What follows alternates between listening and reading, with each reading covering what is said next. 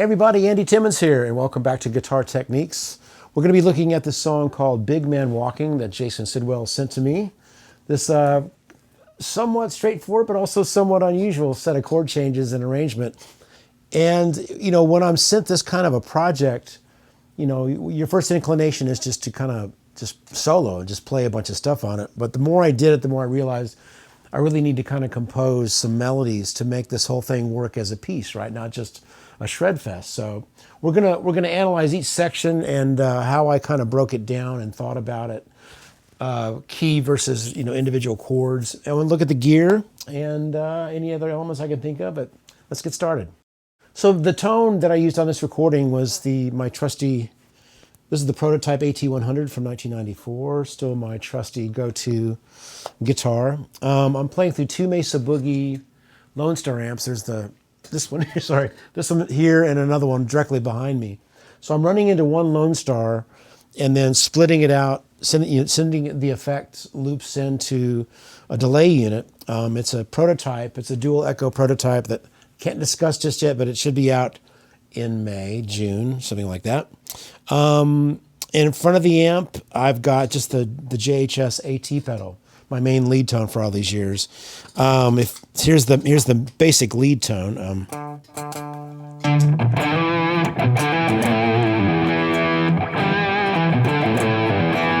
So essentially, you've got the clean guitar amp. Let me find that here. There's the clean guitar amp, and this is just the pedal hitting the front end of it. Love this pedal, been using it for many years now, and I really can get just about my lead tone through just about any amp. But I've got my Lone Stars, I'm real happy. Prototype, dual echo, and the effects loop, and that's it. So now let's look at this tune. So with any piece of music, my first inclination is to try to figure out, is it in a particular key? And if not one key fits, then how am I going to address the harmony of the different sections? Look, it starts off with a little bit of a lick, a little intro, which is nice, just a little arpeggio. And then the chord changes for this A section: E major, B flat major. So already we realize those two really aren't related. Not specifically in one key anyway, but so E, B flat major, G minor, A, then E minor B, E major. So clearly there's a lot going on. Once we go from here to here, that's going to be an interesting key change already. But then that next chord makes sense in relation to the B flat. I would relate that as maybe the key of B flat major down to the relative minor, G minor. But then we have A. So that all could be from maybe a D minor sound, right?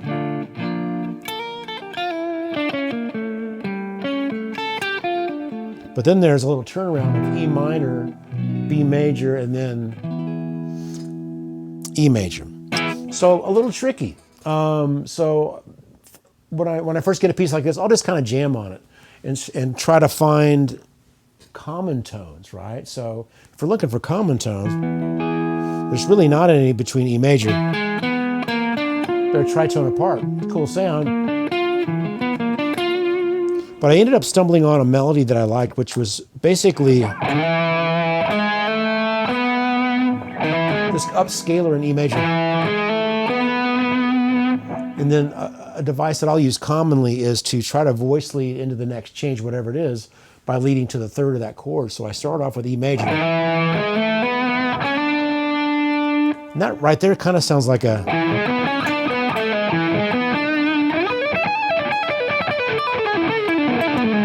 kind of a dominant 7 sound, but the voice leading to that D is actually the third of the B flat major.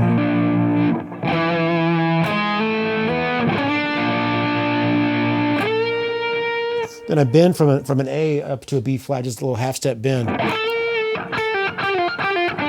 to address that G minor.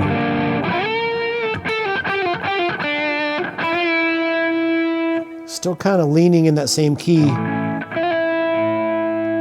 to address that A. So I avoid the third of that E minor by only playing the F sharp. Back to E major. Now, essentially, I'm going to move the same melodic information, but up an octave. So I play.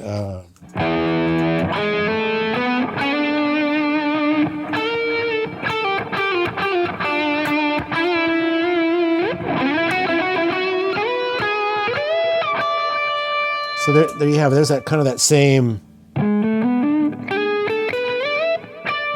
So this time I bend up to the E, and then release down to the D, but then found the spot where I could get an octave harmonic. And I didn't add much vibrato to it, just to try to give it a little bit of weight instead of being all, a little bit too heavy metal, nervous vibrato there. Just try to really land in the center of that note. And then same phrase, up and up.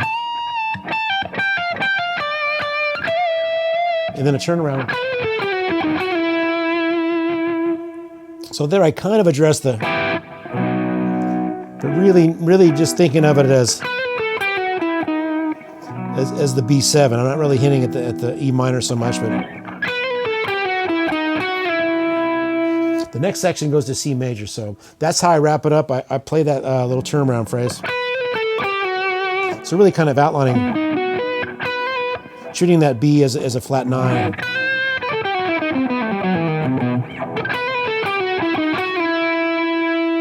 Okay, that resolves into the next note of the next section, the downbeat of the B section. So this next section, we've been kind of in an E major, G minor, E minor kind of section. Now we go straight into what's called the verse, but it's just...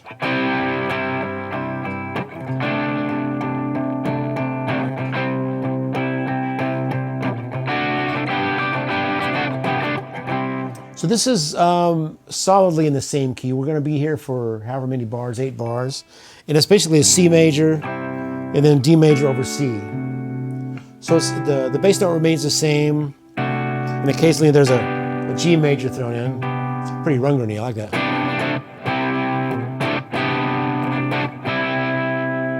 So to address that, I'm thinking of that all being in the same key, of course.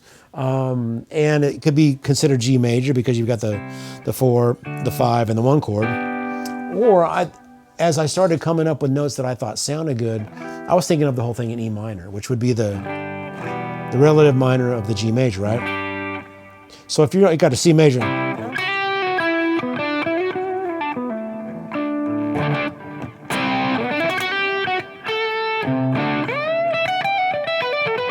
so anything in G major, E minor is going to sound good over that.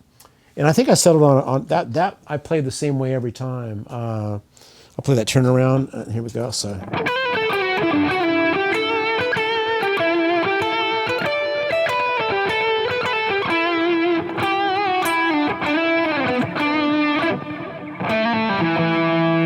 So it was a nice rhythmic phrase to try to, have a groove with the groove. It's a pretty cool, shuffly kind of feel. So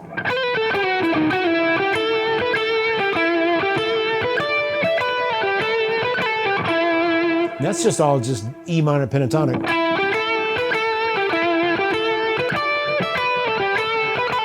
And the melody.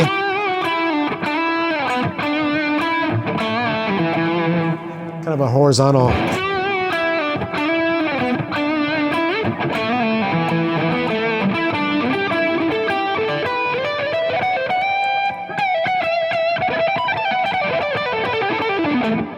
Okay. As just with about anything that I play, I'll have to stop and pay Steve Lukather like royalties because there's so much of his phrasing and melodic instincts that I really learned a lot from in some very formative years of my playing. Going back to when I first heard him with Boz Scaggs and the early Toto records, and then on every hit record in the early 80s, it seemed like Steve was playing on. So really, really pivotal player in my influences over the years. And so this phrase, I don't remember what song it was from, but it was a type of intervallic. I'd heard him do in one of the Toto tunes, Might have been a later tune that I used in Ghost of You. So this kind of sneaks back into this piece. I forget exactly what part.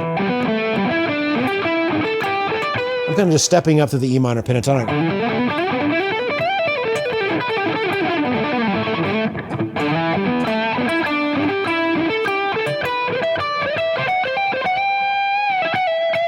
And there's just kind of also just kind of really thinking E minor.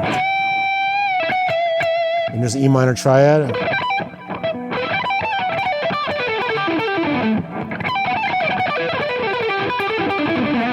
A little bit over the bar line, kind of feeling of falling down the stairs. Then we change key yet again and go to, it's a B flat over A flat.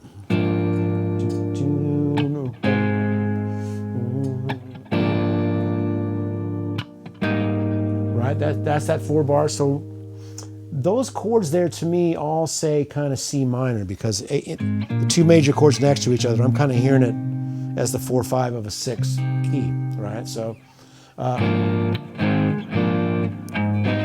then it goes to F minor, and then, so there we go. So all to me pretty much says C minor, but again, I'm going to be voice leading a lot through those chords. So okay, so let's address that. Now this will be ish, because I don't remember exactly what I played in the take. But after I do the spill down in the E minor, immediately go to, I land on a note that would have been in that E minor, but it's also in the new, it's a, whatever that key, what is that first chord? It is a B flat over A flat. It's a note that sounds really nice over that, right? So it's a bit of a common tone. That's the 3rd of that E minor, but then it goes to that kind of a major 7 of the A flat over B flat, right? How would I play? I don't know. You don't know that voice, but you get the idea of the sound.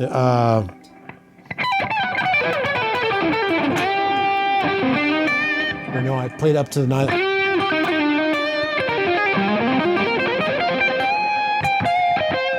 So that's all kind of almost, actually, it seems like I'm thinking F minor, because it goes to that F minor.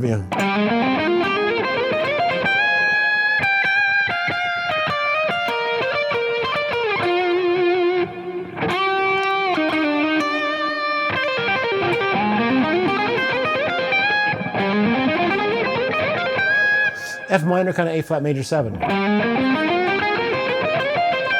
And that's a very Lukather thing, the way I'm climbing up.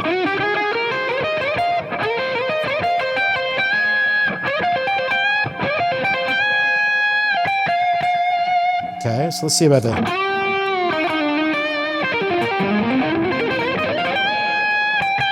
Yeah. And then really making a big deal out of that B flat. Can you hear me voice leading from the do do do do do do do to really hear that F minor to B flat?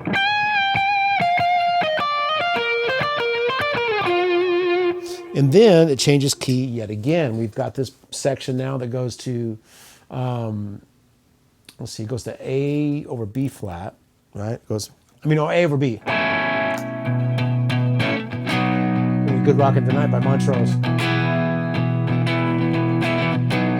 So this is just a cool little 2/4 bar kind of interlude. So, but yeah, A over B. So that's really a sus sound.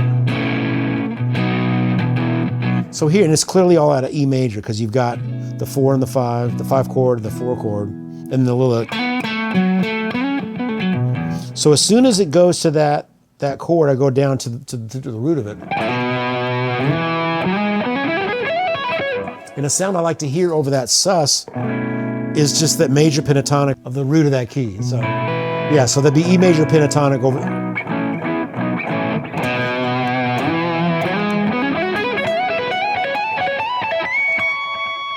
just kind of, yeah, so right up the pentatonic, then scalar.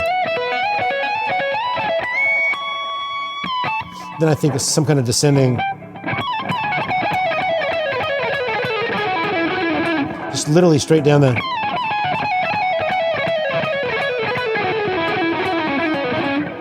And then somehow landing on that lick. And it's a type of picking, it's been around a long time, but I learned it from Josh Meader, this really great guitar player I met online. And he was showing me you're playing 3 notes per string, pick the first 2, and then pull off, or if you're ascending, hammer on the 3rd note.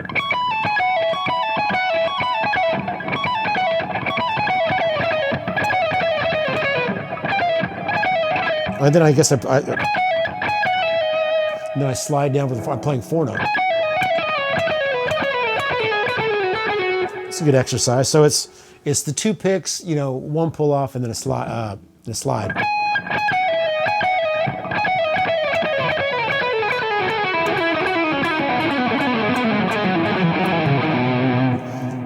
Ish, I think that's how I did it. So, but that gets us back to. Now we're back to a modified A section. Okay, so now we're going to basically, whenever the section with E to B flat comes up, I'm treating it as kind of like a memorable part of the tune. So I'm going to play very similar melodic content, but I'm going to vary it each time just so it doesn't get boring. So I'm playing a similar, melodic motif, and this time.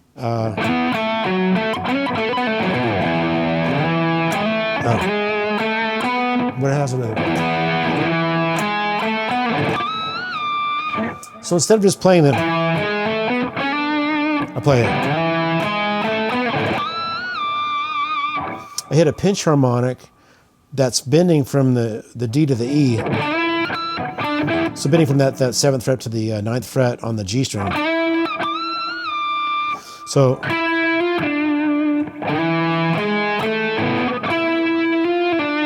Which is another way of addressing that chord change, in that this time I play just that E natural, but then bend it up to the. It's almost making kind of a sharp 11 sound of that B flat. This is really pretty. And then same. And this time.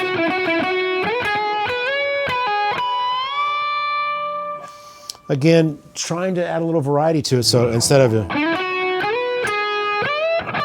I play.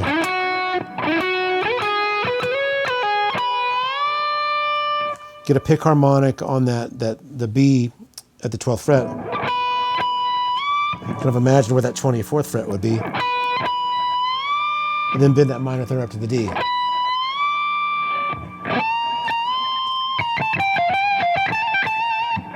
A little variety there too. Instead of just.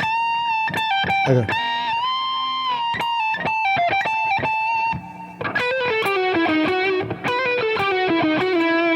Now this is going to a section that's just kind of a static E minor kind of groove with a couple of different triads over it, but it's pretty much just static E minor. So I play that same. I do a very strange thing. I let a note sustain and I leave a little bit of space. And so this is what's called the middle section here. It's a 9-bar section, and it's essentially just that static E minor. So for some reason, at one point, it just kind of dawned on me that another Lukatherism was this a similar rhythm that he played on a song called "Breakdown Dead Ahead." It was shuffle, but it's.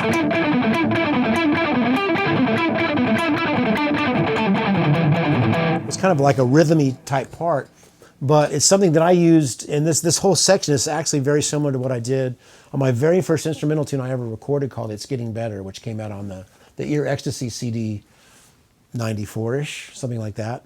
But the song was recorded in '88, and it was kind of I put everything in this tune. It's kind of got some Beck-isms and some Steve Vai, which was becoming an influence at that point in 1988 for me.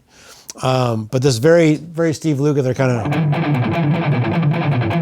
And on this recording, I start with I sustain that note from the previous section, but I've got a volume pedal online. I've got a really nice volume pedal by the Exotic company that I like quite a bit.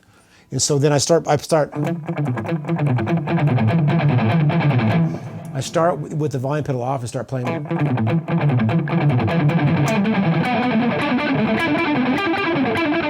Then I kind of start building to the pentatonic.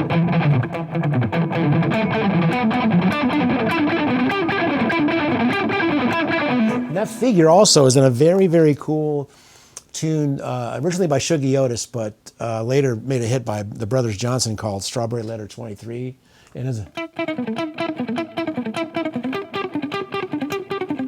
this really cool double guitar harmony that was played on the Brothers Johnson record by Lee Rettenauer, I believe. But the original record by Shuggie Otis is such an amazing record. And in fact, there's a new tune called Shuggie on my new Electric Truth record that is very much a tribute to that particular song, and that you'll hear the reference when you hear that song, if and when you hear it. So there's all kinds of references and all kinds of influences in this section, but it kind of seemed like a cool way to just get into the pocket for a second.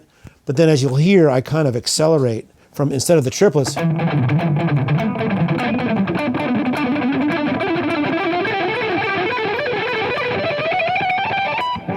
I kind of jump into, is that 32nd notes? I have no idea. I just know it's faster. And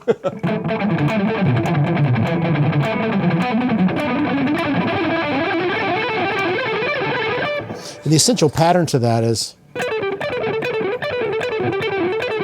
and I'm just going to move it through various, ways of playing that pentatonic.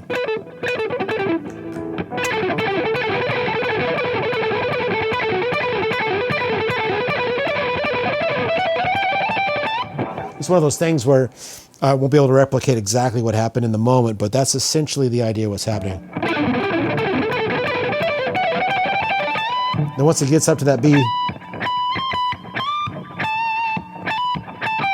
it's nice little, there's a couple nice parts of this tune where Jason had already written kind of a melodic idea, which I could have not addressed and just soloed over, but I like to play in unison when there's a horn line or some kind of motif that makes sense to wrap up that phrase. So I did that accelerated.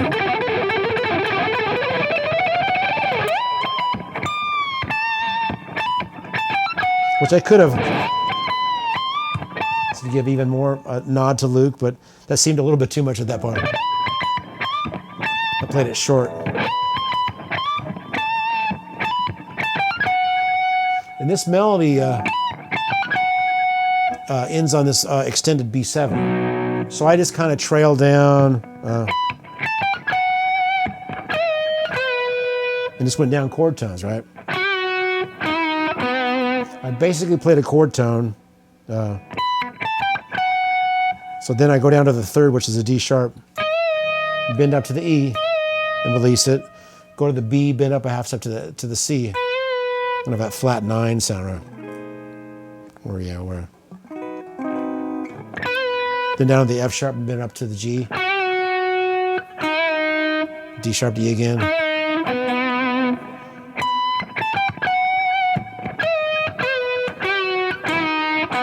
It's just real quick, bending up a half step from the chord tone.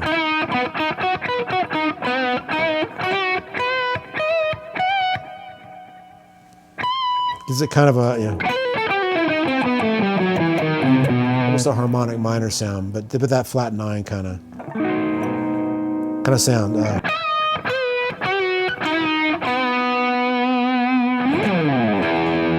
Then slide down to the downbeat with the really nice big open E. And this time we're going to repeat again the A motif, but I'm going to figure out one more way of changing it up to vary it so it's to maintain the interest, right? So I hit that low E. And this time start on the upper octave.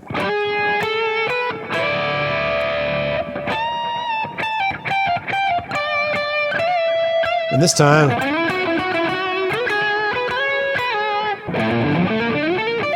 it's a B flat major 7 arpeggio, just starting from the major 7. But it's just one pick per string, and then it's a hammer-on. So very simple. It's just kind of done fairly quickly.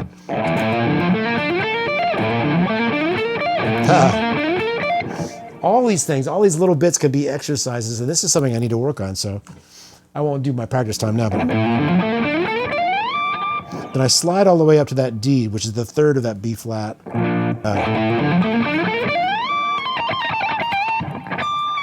So this is kind of a descending glissando.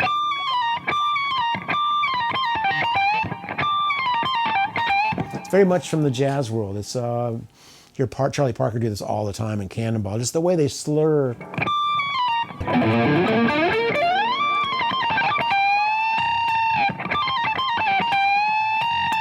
There's a nice rub there. And it's almost Lukatherian, but I'm kind of achieving it in a different way. I'm bending from the note G to A, then playing the B flat on top of it while maintaining the A. It's a nice rub. That contrapuntal dissonance there is great.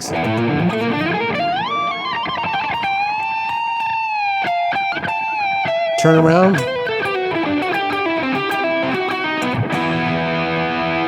Then we're back to that intro, like so.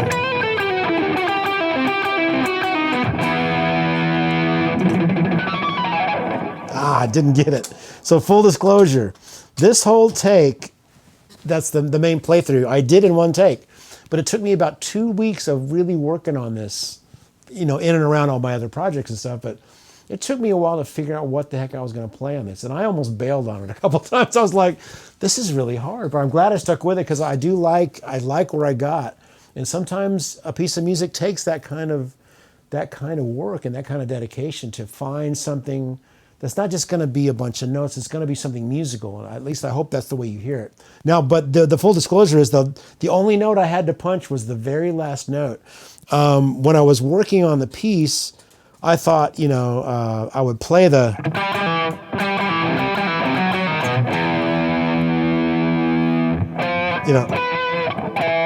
I wanted to get some kind of cool Eric Johnson-y last note punctuation.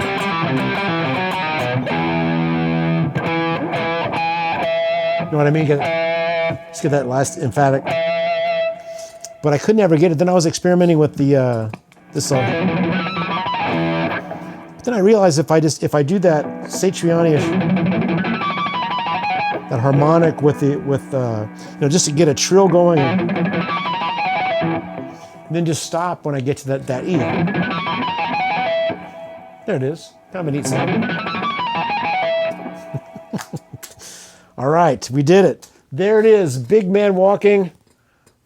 I hope it's music. I hope I played good notes for you. I hope you like the sounds. And thank you, Jason, for challenging me and for sending this track to me to hopefully make sense of. And we got there somehow. Thanks for listening. Hope you dig the Electric Truth record. And hopefully I'll be coming to the UK very soon. Come hang out. And until next time, keep playing, keep practicing.